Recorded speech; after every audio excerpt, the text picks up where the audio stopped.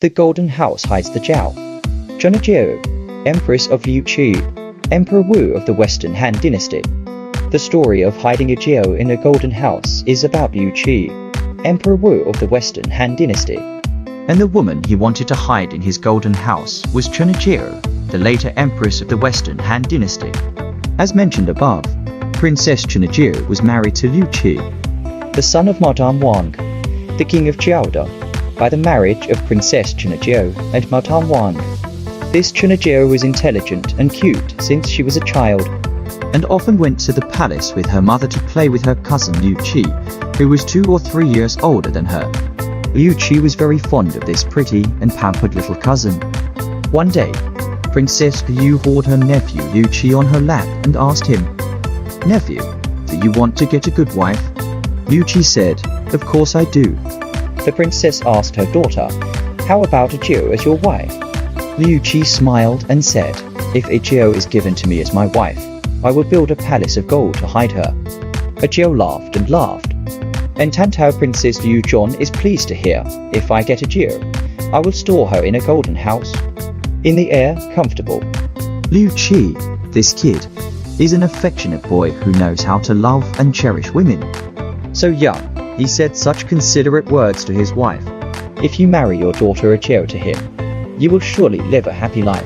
Liu Wu then proposed to his brother Liu Qi, the emperor, to marry his daughter to his nephew Liu Qi. Liu Qi was happy to add to the marriage, which was finalized. At that time, Liu Qi was only the king of Jiaoda, not the crown prince, who was Liu Rong. Only through the planning and maneuvering of Lord Pavilion Tao that the emperor abolished Liu Rong as the crown prince, installed Liu Qi's mother Wang Gu as the empress, and established Liu Qi as the crown prince. Later, when Liu Qi became the emperor, Emperor Wu of the Han Dynasty, Chen AJiao naturally became the empress. However, it would be wrong to say that Chen AJiao was satisfied with being the empress and no longer had any needs. At least, she hoped to have her husband's faithful and complete love, not just the name of an empress. But how could Liu Qi, who became emperor, be in love with Chen AJiao alone? The emperor's harem was full of young, beautiful women, each with a different look and style, all desperate to gain the emperor's favor. No matter how beautiful she was, AJiao could not resist so many rivals and capture the heart of the emperor's husband. The fact that she was widowed after becoming empress was something that AJiao did not expect at the time. AJiao was so angry that she ran to her mother, Tantao Princess Liu Wo, who loved her daughter so much that she couldn't help but look for her mother Wang Gu, who had become a Dowager Empress, to complain about the situation. Wang Gu also knew that without Liu Wu's efforts, her son would never have become the emperor.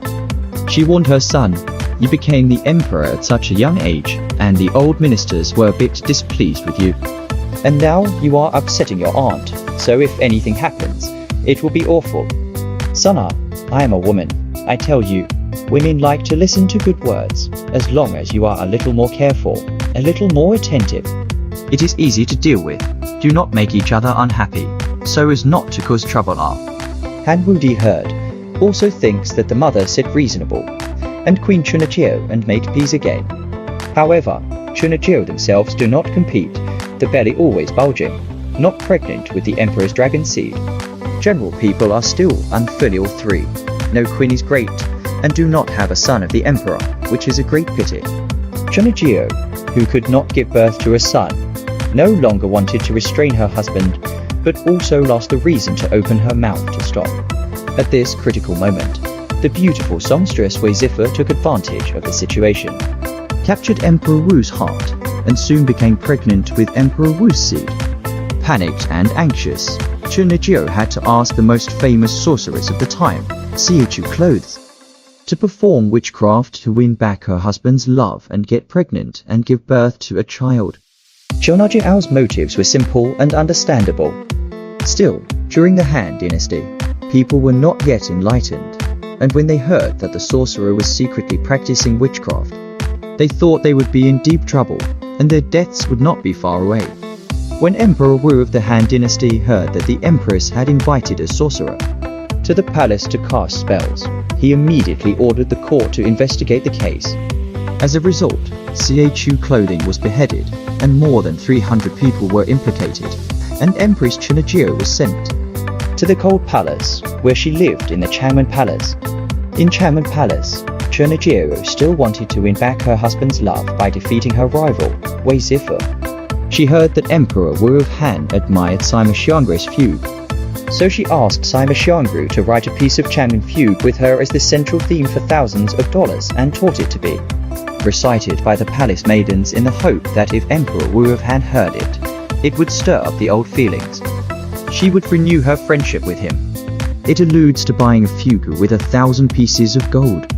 This Changmen fugue was written like a complaint, with words of blood and tears, portraying the desolate situation of Empress Chen in the most touching way, and it became a monumental masterpiece in the history of Chinese literature.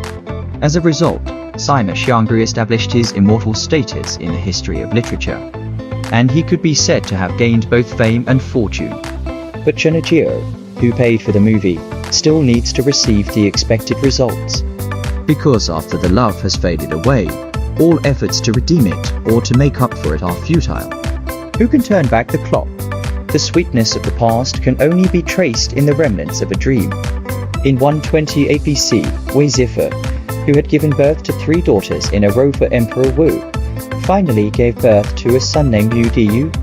That year, Emperor Wu deposed Chen AJiao and installed Zifu as his empress and Liu as his crown prince. It was a fatal blow to Chen AJiao, who lived in the palace of Changmen. Thinking back, it was the glory and riches of the past, but all in vain. Why did AJiao's belly fail to give her husband a son? If she could have had a son in time, everything would never have turned out as it is today. It is the fate of humanity. Chen AJiao died in loneliness in the Changmen Palace when she was only in her 30s.